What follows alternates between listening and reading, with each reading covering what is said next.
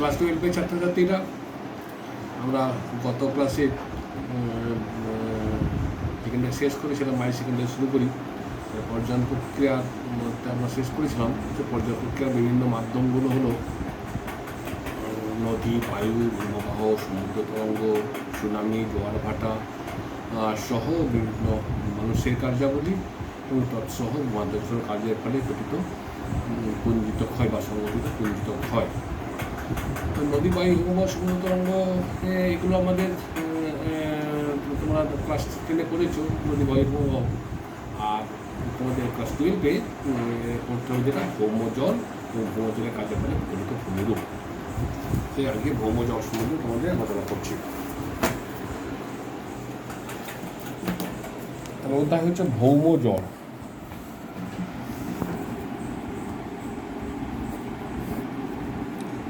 ভৌমজল জিনিসটা কি না, ভৌমজল হচ্ছে মাটির নিচের জলটা, এক কথায় ভৌমজল।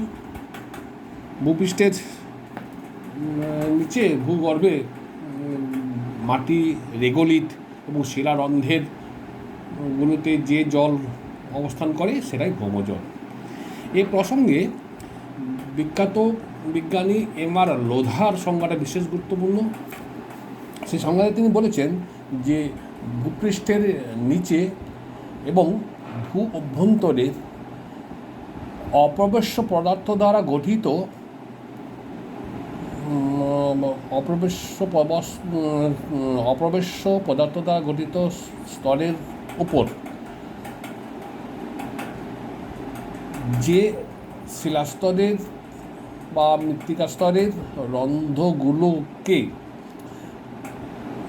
জল অধিকার করে থাকে তাদেরকে বা তাকে ভৌমজল বলে।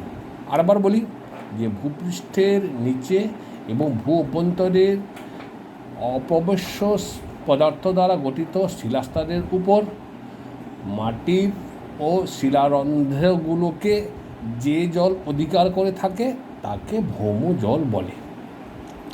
তাহলে ভৌমজল মাটির নিচের জল যেটা অভ্যন্তরে থাকে, এর কাছে বিশেষ করে একটা বৈশিষ্ট্য আছে।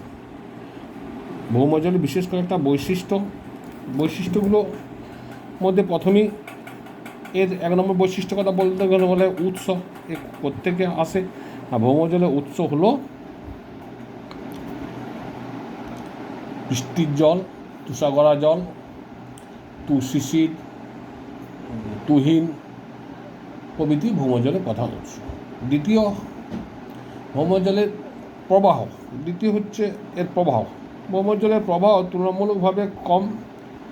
এর ভূ অভ্যন্তরের প্রবাহ ঘটে প্রবেশ্য শিলাস্তরের মধ্যেই কেবলমাত্র ঘটে এবং এর তুলনামূলকভাবে প্রবাহ বেগ কম। 3 নম্বরে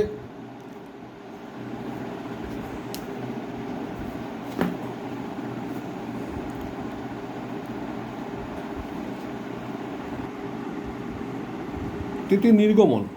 নির্গমনে এ কোত্থেকে নির্গত হয় না, কুয়া থেকে নির্গত হয়, কূপ থেকে নির্গত হয়, নলকূপ থেকে নির্গমন হয়, তার সাথে সাথে প্রস্রবণ থেকেও এই জল নির্গমন হয়।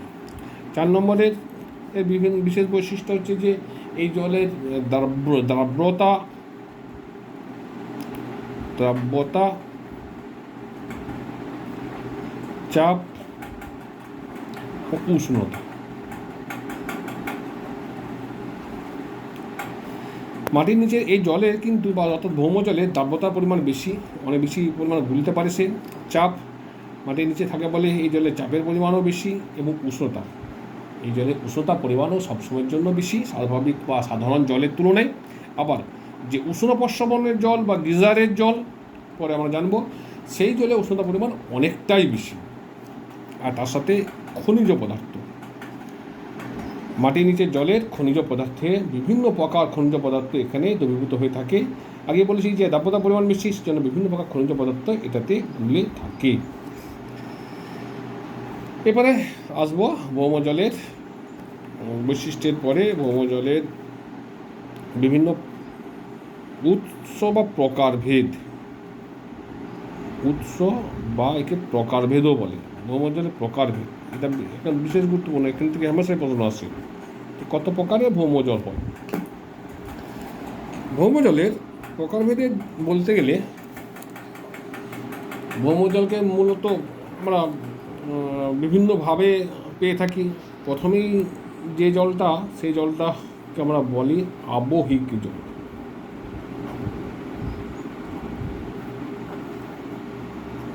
আবহিক জলটা কি? আবহিক জলটা হচ্ছে ভৌমজলের প্রধান উৎস, অর্থাৎ জলীয় বাষ্প, বৃষ্টির জল, তুষার গলার জল, শিশির, তুহিন, এই জল ভূপৃষ্ঠের উপর দিয়ে প্রবাহিত হওয়ার সময় অভিকর্ষের টানে অনুশ্রাবণ পদ্ধতিতে ভূ অভ্যন্তরে প্রবেশ করে এবং ভৌম জলরূপে অবস্থান করে এই আবহিক জল। মূলত আকাশ থেকে পাওয়া বিভিন্ন মাধ্যম থেকে এই জলটা সৃষ্টি হয় বলে একে গগনাম্বু জলও বলে। তাহলে এর আরেকটা নাম গগনাম্বু জল। এবং এই আবহিক জলটা হচ্ছে ভৌমজলের প্রধান উৎস। সবচেয়ে বেশি পরিমাণে ভৌমজল এই আবহিক জলের মধ্যে দিয়েই সঞ্চিত হয় ভূগর্ভে। দ্বিতীয় নম্বরে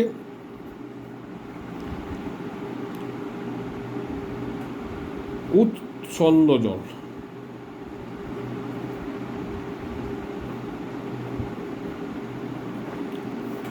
উৎসন্দ জলের ক্ষেত্রে বললে প্রথমেই বলতে হয় যে বিভিন্ন প্রকার অগ্নুৎপাত ঘটে। আমরা ক্লাস 7 পড়েছি বিস্ফোরক অগ্নুৎপাত, বিদার অগ্নুৎপাত। সেই দুই প্রকার অগ্নুৎপাতের ফলেই আমরা জানি ম্যাগমার সঙ্গে প্রচুর পরিমাণে জলীয় বাষ্প বেরিয়ে আসে। সেই জলীয় বাষ্প সরাসরি জলে পরিণত হয় এবং ভূগর্ভের শিলাস্তরের মধ্যে জলরূপে আবদ্ধ হয়। যে জল সেটাকেই বলে হচ্ছে উৎসন্দ জল। উৎসন্দ জল যেহেতু ম্যাগমা থেকে সৃষ্টি হয়, সেই জন্য এই জলে আরেক নাম হচ্ছে ম্যাগমাটিক জল। উৎসন্দ জলে আরেক নাম ম্যাগমাটিক জল। তবে দেখা যায় যে উৎসন্দ জল বা ম্যাগমাটিক জল অনেক সময় ভূগর্ভের অনেক নিচে থাকে, তখন তাকে বললে প্লুটোনিক জল। অনেক নিচে থাকে তাকে বলে প্লুটোনিক জল। আর যদি তুলনামূলকভাবে কিছুটা উপরে এই জল সঞ্চিত হয় তবে তাকে ভলক্যানিক জল বলে।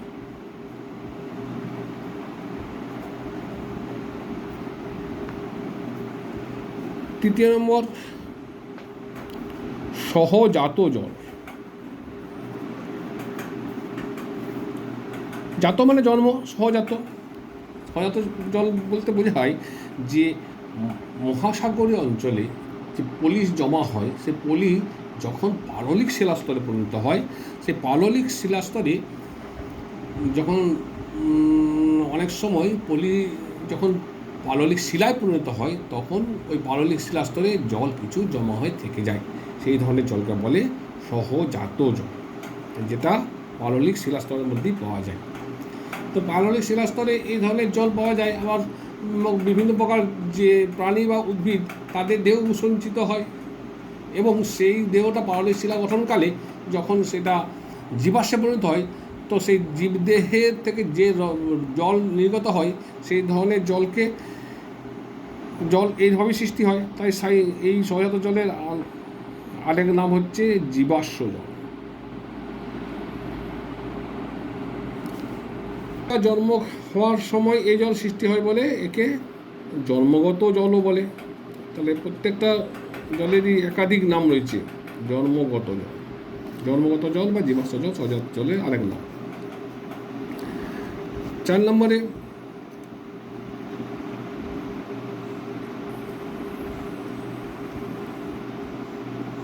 সাগরীয় জল।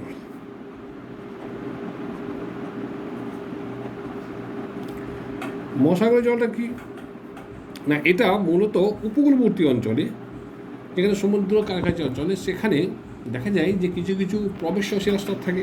সেই প্রবেশ্য শিলাস্তরের মধ্যে এই মহাসাগরের লবণাক্ত জল প্রবেশ করে এবং ভৌমজল রূপে সঞ্চিত হয়। এই ধরনের জলকে বলে মহাসাগরীয় জল, যেটা সমুদ্র উপকূলবর্তী অঞ্চলের প্রবেশ্য শিলাস্তরে দেখতে পাওয়া যায় মহাসাগরীয় জল। আর হচ্ছে একটা জল ঘনীভূত জলটাও মনে রাখবে। ঘনীভূত জলটা কি, মানে এই ধরনের জলটা দেখা যায় যে জলীয় বাষ্প অনেক সময় শিলার ফাটলের মধ্যে থেকে যায় এবং সেখানে বায়ুর চাপ কম হওয়ার জন্য ওই জলীয় বাষ্পটা জলে পরিণত হয় এবং শিলাস্তরের মধ্যে অবস্থান করে। এই ধরনের জলকে বলে ঘনীভূত জল। এই ধরনের জল শুষ্ক অঞ্চলে দেখা যায়, এই ধরনের জলের সঞ্চয় হতে দেখতে পাওয়া যায়। সেজন্য মরুভূমি অঞ্চলে বৃষ্টিপাত না হলেও শিলাস্তরের মধ্যে অনেক সময় জল পাওয়া যায়, সেটা মূলত ঘনীভূত জল। তাহলে এই বিভিন্ন প্রকার আমরা ভৌম জলের উৎস এবং প্রকার বলতে পারি। এরপরে ভৌম জলে আমরা পড়ব নিয়ন্ত্রক। ভৌমজলের পরিমাণ নিয়ন্ত্রিত হবে। ভৌমজলের পরিমাণ সব জায়গায় সমান নেই। আমরা সহজভাবেই আমরা জানি যে আমরা সহজভাবে জানি যে মরুভূমি অঞ্চলে ভৌমজলের পরিমাণ অনেক কম পাওয়া যায়, আবার নদী তীরবর্তী অঞ্চলে ভৌমজলের পরিমাণ অনেক বেশি থাকে। যদি পূর্ব মেদিনীপুর জেলাতে সেখানে জলের পরিমাণ ভৌমজলের পরিমাণ অনেক বেশি। তুলনামূলকভাবে অন্যান্য যেখানে খরা প্রবল অঞ্চল সেখানে ভৌমজলের পরিমাণ কম। তাহলে ভৌমজলের পরিমাণ সব জায়গায় সমান হয়। ভৌমজলের পরিমাণটা নির্ভর করে বিভিন্ন প্রাকৃতিক কারণে এবং তার সাথে মানবিক বিভিন্ন মানবিক কার্যাবলীও ভৌমজলের পরিমাণকে নির্দিষ্ট করে দেয়। সেগুলোকে বলে ভৌমজলের নিয়ন্ত্রক। ভৌমজলের নিয়ন্ত্রক কে কে আছে? ভৌমজলের অনেকগুলো কিন্তু নিয়ন্ত্রক আছে। যেমন প্রথমে আমরা 1 নম্বর চলে আসি ভৌমজলের নিয়ন্ত্রক।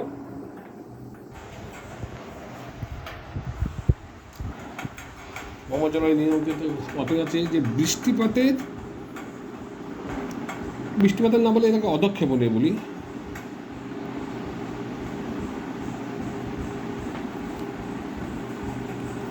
অধক্ষেপণের প্রকৃতি,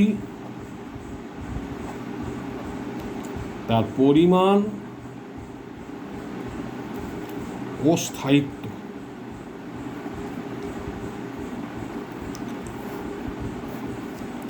প্রকৃতি, পরিমাণ ও স্থায়িত্ব। অধক্ষেপণ কেমনভাবে ঘটে? খুব জোরে জোরে বৃষ্টি হচ্ছে, না খুব ধীরে ধীরে ঝিরঝিরে বৃষ্টি হচ্ছে, এরকম প্রকৃতির উপরে ভৌমজলের পরিমাণ নির্ভর করে। কেমন হয় বলছি, কত সময় ধরে হচ্ছে বৃষ্টিপাত এবং কত পরিমাণে হচ্ছে, সেটা সবচেয়ে বড় ফ্যাক্টর হয়, বা সেটা সবচেয়ে বড় কারণ ভৌমজলের পরিমাণ কত পরিমাণ সঞ্চিত হবে তার। কেমন হবে না, যত বেশি সময় ধরে বৃষ্টিপাত হবে তার তত বেশি সময় ধরে ভৌমজল ধীরে ধীরে নিচ থেকে নামবে। আর বৃষ্টিপাত কম হলো আর জল চলে গেল, তাতে কিন্তু ভৌমজল সঞ্চয় কম হবে। সেই জন্য যত বেশি সময় ধরে হবে, ঝিরঝিরে হোক আর ঝিরঝিরে হলে তুলনামূলকভাবে আরও দেখা যায় আরও বেশি পরিমাণে হয়। মুষলধারে বৃষ্টি হলে জল তাড়াতাড়ি দ্রুত বেগে চলে যায়, সেখানে ভৌমজল সঞ্চয় তুলনামূলক কম হয়। কিন্তু ঝিরঝিরে বৃষ্টিপাত বহু সময় ধরে যদি হয়, দীর্ঘদিন ধরে 8-10 দিন ধরে হলে, তখন ভৌমজলের সঞ্চয় অনেক বেশি হয়। সেই জন্য আমরা দেখতে পাই সমভূমি অঞ্চলে এই ধরনের বৃষ্টিপাত বেশি হয় এবং সমভূমি অঞ্চলে সেই জন্য এই ভৌমজলের সঞ্চয়ের পরিমাণও বেশি। তাহলে অধক্ষেপণের পরিমাণ এবং স্থায়িত্ব ভৌমজলের অন্যতম প্রধান নিয়ন্ত্রক। 2 নম্বর নিয়ন্ত্রক ভূমিরূপ ও ভূমিঢাল।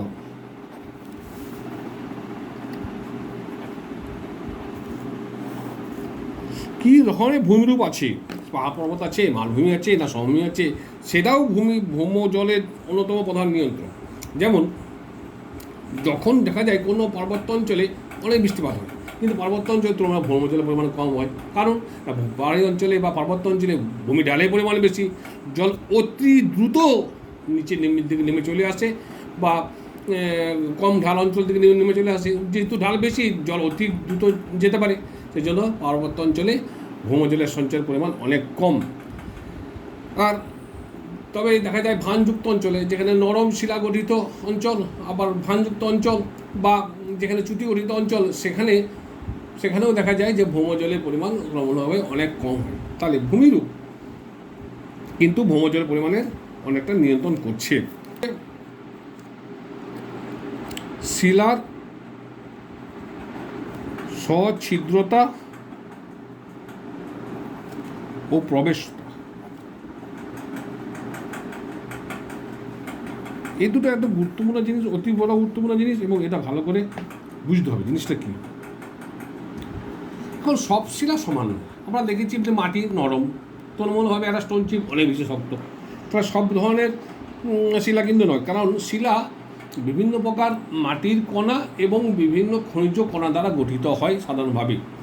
এই কণাগুলো এবং তার মধ্যে দেখা যায় কিছু ফাঁক থাকে, একে অপরের সঙ্গে আবদ্ধ হয়ে থাকে, তো তাদের মধ্যে কিছু ফাঁক দেখতে পাওয়া যায়। সেই হিসাবে সেই হিসাবে চিহ্নিত হয় সছিদ্রতা, অর্থাৎ কোনো একটা নির্দিষ্ট পরিমাণ শিলাতে, তাহলে নির্দিষ্ট পরিমাণ শিলার মধ্যে থাকা যে পরিমাণ রন্ধ্র, তাদের মধ্যেকার শতকরা অনুপাতই হলো সেই শিলাটির সছিদ্রতা। এখানে একটা নির্দিষ্ট নির্দিষ্ট একটা সূত্রে এই সছিদ্রতা নির্ণীত হয়। সেটা কি না, এন সমান W/V, যেখানে এন একে পিও বলে, বা পোরসিটি সমান ডাব্লিউ, মানে কি পরিমাণ সেটাতে, মানে শিলার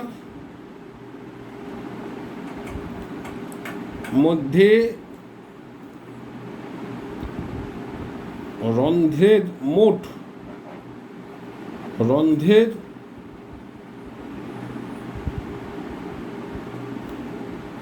পরিমাণ।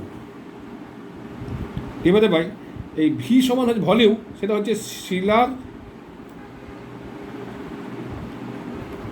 মোট আয়তনের পরিমাণ গুণিত 100 আয়তনের পরিমাণ।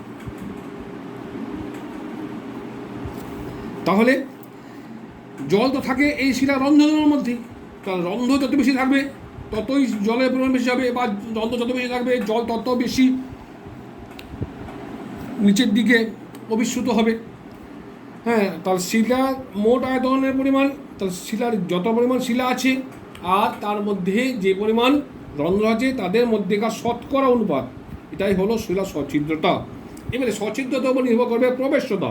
প্রবেশতা কেমনভাবে নির্ধারণ করবে, যে শিলা যত বেশি সছিদ্র সেই শিলার প্রবেশতা সাধারণভাবে তত বেশি হয়।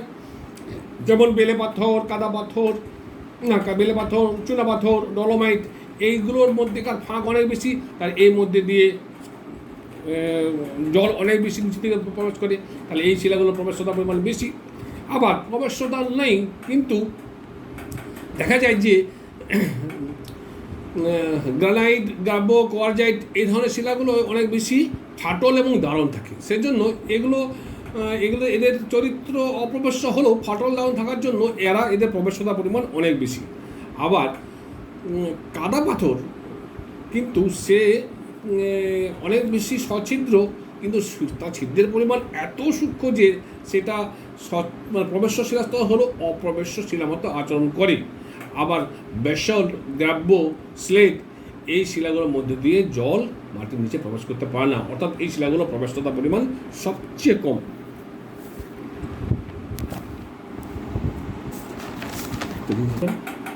আর কি নিয়ন্ত্রণ করে না, উদ্ভিদাবরণ।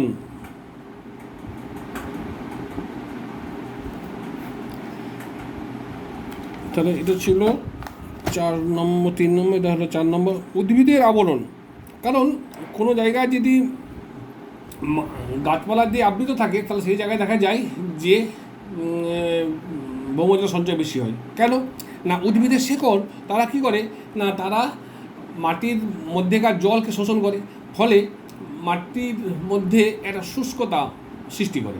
এই শুষ্কতা সৃষ্টি হওয়ার জন্য তার পরবর্তীকালে যখন বৃষ্টি হয় তখন অবিশ্রাবণের পরিমাণ বাড়ে, সেই জন্য অবিশ্রুত বেশি হয় তখন। সেই জন্য উদ্ভিদ যেখানে থাকে সেখানে ভৌমজল সঞ্চয় পরিমাণ বাড়ে, আর তার সঙ্গে ভূমি ব্যবহার সেটাও একটা গুরুত্বপূর্ণ। বর্তমানে এটা বিশেষভাবে গুরুত্বপূর্ণ হয়ে পড়েছে, কারণ যত বেশি আমরা ভূমিতে কেমনভাবে ব্যবহার করি তার উপরে নির্ভর করবে এই ভৌমজলের সঞ্চয়ের পরিমাণ।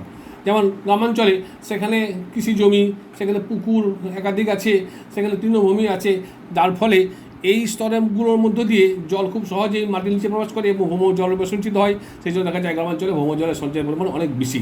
কিন্তু শহরাঞ্চলে যেখানে রাস্তাঘাট পাকা, বাড়িঘর পাকা, পয় প্রণালীগুলো সব পাকা, বা ড্রেনে আছে সব পাকা, যার ফলে সেখানে মাটির নিচে জল প্রবেশ করতে ততটা বেশি পারে না। যার ফলে দেখা যায় যে শহরাঞ্চলে মাটির নিচে জলের পরিমাণ অনেক কম। আবার ওখানে তারা জল ব্যবহার করা হয় বেশি, অথচ ভৌমজলের সঞ্চয়ের পরিমাণ বা সঞ্চয়ের পরিমাণ কম হয়। সেই জন্য শহরাঞ্চলে মাটির নিচগুলো কম ফাঁকা হয়ে যাচ্ছে, সেখানে ভৌমজলের পরিমাণ ক্রমশই কমে যাচ্ছে। তাহলে এগুলো হচ্ছে ভৌমজলের নিয়ন্ত্রক। ভৌমজল কী কাজে লাগে? ভৌমজল আমাদের কাজে লাগে না তোমরা সকলেই জানো। ভৌমজল বর্তমানে প্রচুর কাজে লাগে। যেমন প্রথম কাজে লাগে যে পানীয় জল। আমাদের পানীয় জলের বর্তমানে প্রধান মাধ্যম হচ্ছে এই ভৌমজল। তাহলে পানীয় জল হিসাবে ভৌমজল আমরা সবচেয়ে বেশি ব্যবহার করি। তাহলে এটা 1 নম্বর ব্যবহার, যে ভৌমজলকে আমরা পানীয় জল হিসেবে ব্যবহার করি। 2 নম্বর, ভৌমজলকে আমরা কৃষি এবং শিল্পে ব্যবহার করি। কৃষি এবং শিল্পে প্রচুর পরিমাণে ভৌমজল ব্যবহার হয়। কৃষিতে আমরা শ্যালো, মিনি ইত্যাদি চালিয়ে প্রচুর পরিমাণে জল ব্যবহার করি। আবার শিল্পাঞ্চলে শিল্পের প্রয়োজনীয় কাজেও আমরা এই ভৌমজল ব্যবহার করি। 3 নম্বর, ভৌমজলের বিদ্যুৎ উৎপাদন করতে ভৌমজল ব্যবহার হচ্ছে। সেটা কেমন করে না, বিদ্যুৎ উৎপাদনের ক্ষেত্রে বলতে যে বিভিন্ন জায়গায় উষ্ণ প্রস্রবণ আছে, সেই উষ্ণ প্রস্রবণের জলে যে উষ্ণতার পরিমাণ বেশি, এর উপরে ভিত্তি করে ভৌমজলের থেকে বিদ্যুৎ উৎপাদন করা হচ্ছে। বিদ্যুৎ উৎপাদনে 4 নম্বরে আমরা ভৌমজলের জল যেখানে বার হয় সেখানে দেখা যায় বিভিন্ন পর্যটন কেন্দ্র স্থাপন হয়।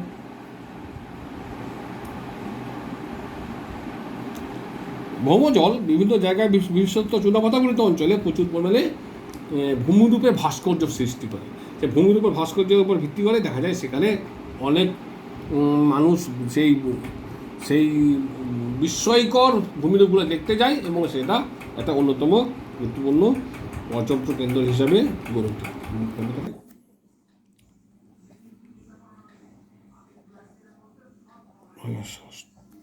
স্বাস্থ্য নিবাস দেখা যায় যেখানে ভৌমজলের এই ধরনের নির্গমন হচ্ছে, সেই জায়গায় এই ধরনের ভৌমজল সেটা বিভিন্ন খনিজ সমৃদ্ধ হওয়ায় মানুষ সেখানে ঘুরতে যায়, মানুষ সেই জলকে পান করে, মানুষ সেই জলে স্নান করে এবং দেখা যায় তাদের সেখানে তার উপর ভিত্তি করে সেখানে অনেক স্বাস্থ্য নিবাস গড়ে উঠছে এই ভৌমজলকে কেন্দ্র করে। তো আজকে পর্যন্ত।